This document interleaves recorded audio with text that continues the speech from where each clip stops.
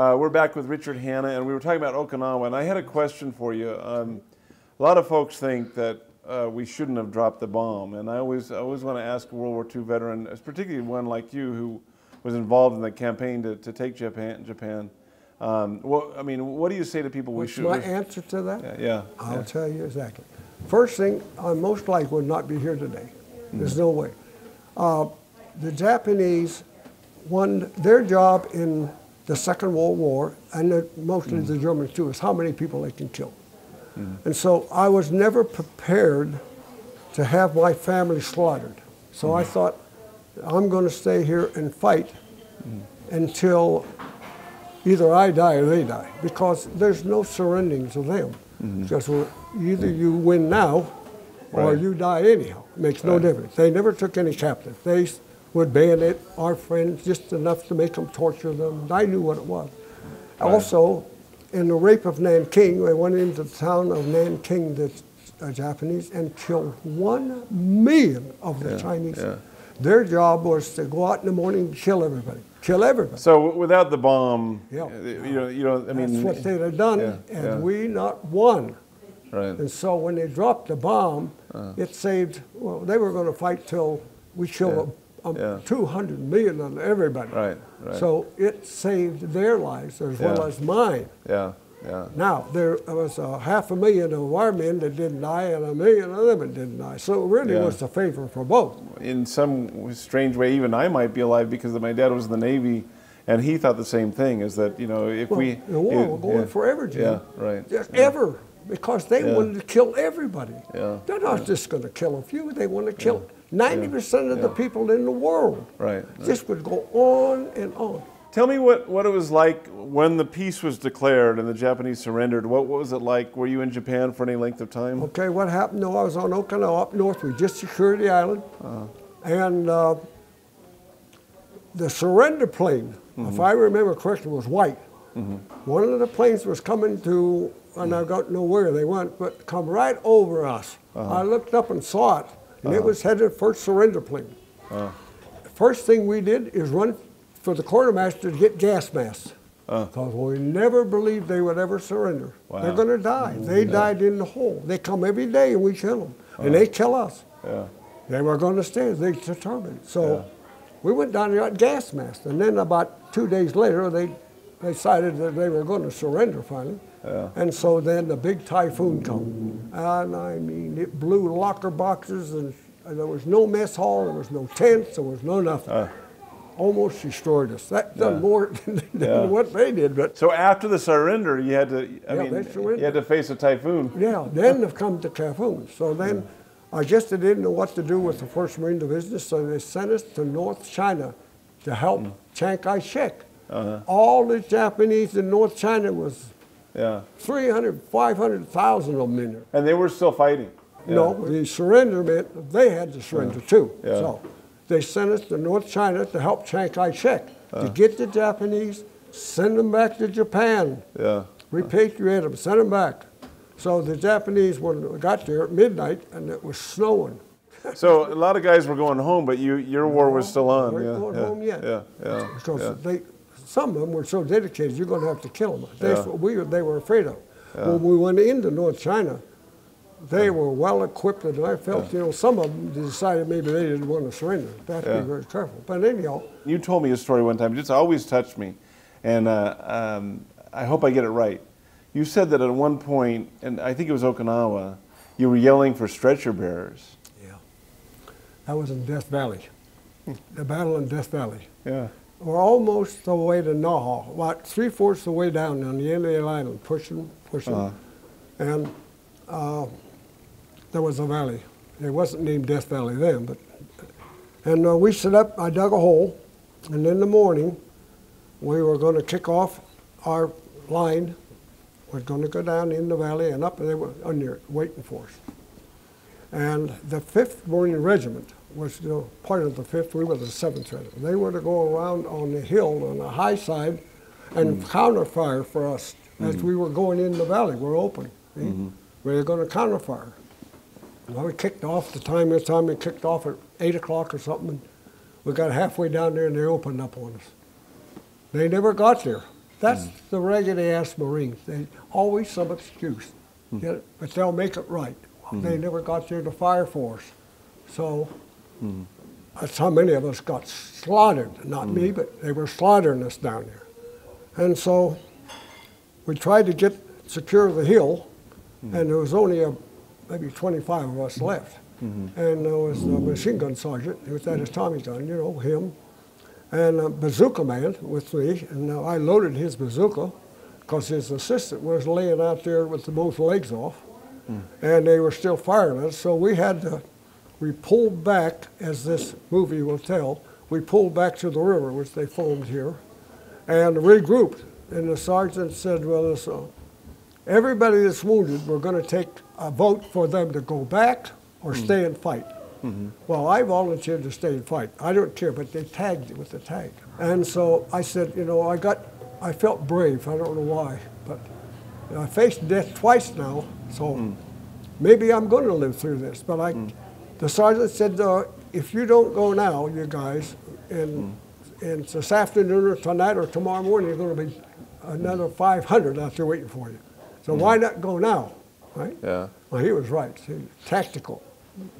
So I was tagged, and they took a vote. They said, no, all wounded to go back up the hill, and they had tractors up there loading up the dead and the wounded. And of course, I was the only one that could handle a rifle because I was just wounded with the grenade here. And by the way, I'll give you a replica one. And the one in the back, I still got one in the back, but they're small when they go off. But it come and hit me on the head. I threw it over the hill. I almost panicked, you know. So anyhow, I turned, and I wasn't wounded bad, but the other two guys got it worse. They were wounded because the grenade went down between them, and I just got partial. So I was just bleeding, but who cares? I had both arms and both legs, so that's the main thing in it. And so they said, okay, you take this guy, which is in the film, you take him and another guy that was, half his hand was blown off here, and take him, because you could handle a rifle. They're going to be shooting at you when you go back up the hill. So you take these two and go back up. I said, okay. So we got back up the top, and the captain, our captain, was in a hole, my hole I dug. It was about that deep, you know. And I said, oh man, I said, Captain, I said, get the stretcher bearers, get some help down there. We're being slaughtered. They were cut off in a sense. They shoot you going back up the hill. They would pinned us in. And he said, well, wait a minute. You know, I talked to him like I'm talking to you. I didn't give a shit what he said. You get my point? So I'm going to be dead. Who cares? He's nothing to me. See? I said, you've got to get somebody down there or else. And I threw my rifle down in the mud. And he said, oh, wait a minute. You see those stretchers over there? I said, yes, there must have been 15 of them, maybe 20. I don't know, all lined up, covered up. And I thought those are the ones that were killed. He said, no, those are the stretcher bearers. I said, oh, shit. So there's no help. You don't describe yourself as a hero. When you talk to me, kid, there wasn't a day in combat. I'm telling you, hand-to-hand combat. I'm going to face him every goddamn morning, and he's going to face me. Either I'm going to kill him, like the sergeant said. You don't hesitate. Oh, if I was a goddamn liberal or somebody, I'm being afraid not to shoot him. He'd have killed me first. The idea is, war is insanity. I must kill that son of a bitch first. If you gotta hate him, you can't love him. He's not a tactical good guy. Because you can't, somebody you like, you can't kill him. You gotta hate to kill somebody. That's what they made me, a killer, because what they did. You say that the heroes are the ones who are left behind. Is that still there? Yeah. The ones that were killed in mine or the Second World War, they have lost no family. They never had a car. They never lived to be great old age and have kids. They lost everything. Right there that minute, understand? And the next day, that minute. You're alive here, you get up, and your next minute is your last minute. But you don't want to, at first you tell yourself that, and after that you get so goddamn scared, you just break out in sweat. But then the longer you go, the more, this confidence I think you have, what you're fighting for. I'm not fighting just for the general. It's for my buddy here. He's going to save my life in the next minute. Yeah. He's my Jesus Christ. I didn't realize that. So I'm not against a person who's religious. You know what I mean? They can think what they want and do what. All I know is what I saw and how I felt. And that's what you want to know, the truth. You don't want to hear no hero stories. You know what Jesus Christ, he said, greater love hath no man than this, that he lay down his life for his friends. Well, that's true. That's true. Oh, yeah, what the Bible says. But when I got out, I talked to some people and they said, they're religious people. And they said, well, I think, Richard, he had something better for you. It's coming. So I said, well, you better hurry up because it can last forever.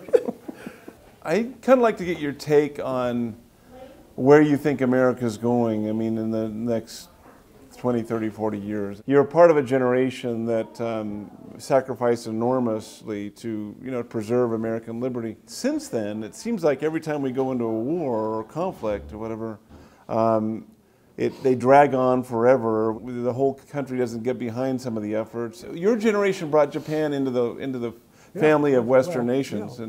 People, I told you again, they're living in a fantasy world. Tomorrow, if they're Highleys, I call them Highleys, kill, the book, they said kill everybody. Well, see, every generation or so has tyrants. That's our tyrant. Again, this is my second go around. But I went to volunteer for the Korean War, and I was 50, and they said, goodbye, I'll get you some medals. They didn't want me down here in San Bernardino. But I look back now and think of the next generation. I really feel sorry for them for two reasons. It's partially my fault, because I'm letting this happen. I'm letting the Congress and the rest of these nuts in the White House put everything on their back. And so whenever I die, and they get up to being a teenager or more, what they're going to have and what they're able to do, they're not going to have anything. Because the cost of a house will be $100 million by then, because they're still borrowing trillions, not hundreds of thousands, trillions. Yeah. And they won't quit. Speak to kids now. I mean, you have a chance. Yes. Tell them what they have to do to get America back. Well, or what your advice would be for kids. Be aware of everything that's going on. Don't say, I'm going to go ice skating someplace and I don't listen to news. And every time I talk to somebody while I'm shopping or something, and they say, really? They don't even know what's going on. And I said, well, I met here. This is a story one. I used to go for coffee in the mornings. I went in the morning dressed up. I was going to Palm Springs to the Air Museum for Memorial Day or something. And she said, oh boy, you're all dressed. This is a woman who was a Filipino. And she was about 25, I guess. And she said, where are you going all dressed up? And I said, well, I'm going down to so-and-so, and this is my World War II uniform. Oh my God. And I said, I was only 17, but it still fits. I'm proud of that. My belly ain't too big. I don't have to hold it up. She said, well, why are you doing it? I said, it's just for, reenactment. And I said, ma'am, I'd like to tell you something in my big mouth. I said, a lot of American soldiers, not Marines, all Army, that fought in the Philippines, a lot of them died to save your country. Now, here's a good example. And you know her answer? Really? Now, what did that tell me? No one really cares. It's like now, I know you're listening and you really care, but there's a lot of people that forgot. And that's what I try to impel upon them. It's not me. It's the great generation that done this. We lost our neighbor. We had no guns, no this, no that. And we started from the bottom. All the liberals would have said, hell, let's just surrender. We can't win. But our generation said, we'll build the tanks, we'll build the guns, we'll raise the ships, and we'll beat the shit out of you. That's what we did. That's why they're the great generation. We done it from nothing. And that's what I'm proud of. You get back from the war, and by the time of the 60s, you were starting to build homes, right? Oh, yeah. You think you wanted a little adventure in your life, and you saw an ad. And tell the folks what the ad said. I was an apprentice at Glazer, and I had to serve 4 years, but I served 3 years, and they wrote, everybody signed that I was qualified, so I got my journeyman. But in between that time, I read in the paper, there was a guy in Missouri, he was looking for somebody that knew how to use a Tommy gun. In those they called it a Tommy gun. And wanted to go and get Inca and Cortez gold. My ears went straight up. You know, gold again, that's the big thing. Yeah. So I said, boy, I'm going to call him. So I called him, and he was so far back in the country, in Missouri there, that I got to Central. And I asked for his name and so, and she says, well, I have to send a runner to get him on the phone. That's how far back we were. So he finally come to the Central and answered me. And I said, I understand you're looking for a man with $2,500 and a Tommy gun that know how to use it. And I said, I'm just your guy. But of course, I didn't know time limit. Yeah. So I said, he said, you know, the reason I want this plane is I was an airlines pilot, and I remember in the change of the seasons where I found the roads that Cortez used, they couldn't carry all the gold, and they used to bury it. Wow. So he said, and I was, on my off times, I would go in, and some of the natives were bringing back nuggets this big. He said, now if we don't even see any, but just get the stuff out of the river, it'll be worth a lot of money. And I have the motion picture sold of this we're doing. If that sold, that'd be worth a lot of money itself too. But he said, one way or the other, we can't go wrong. But I do need the $2,500 to buy the plane so we can go through the LA to light air. So did it happen? Did it ever materialize? I'm all ready to go. But the only thing is, I said, well, when do I have to, you know, tell my partners? I had 2 partners in the classmate. And I promised I would give them 60 days notice before I left. He said, I got to have it in 30 days because I'm leaving because of the weather. The weather down there, you know, we're going to get to where you can't even fly in. There's storms and stuff, so I must be gone by 30 days. I said, well, boy, I went to my partners and I said, I know I'm asking for more than what I'm entitled, but... We have a real live Indiana Jones here. This is the real thing, Indiana Jones. We have some presents for you. First of all, you get a Riley's Farm bag, okay? Then you get a Courage, New Hampshire T-shirt, all right? And you'll get a kick out of this. I don't deserve that. This is George Roger Clark's campaign in Illinois from the Revolutionary War period. And you get a Riley's Farm Tavern mug, all right? Boy, I can use that, huh?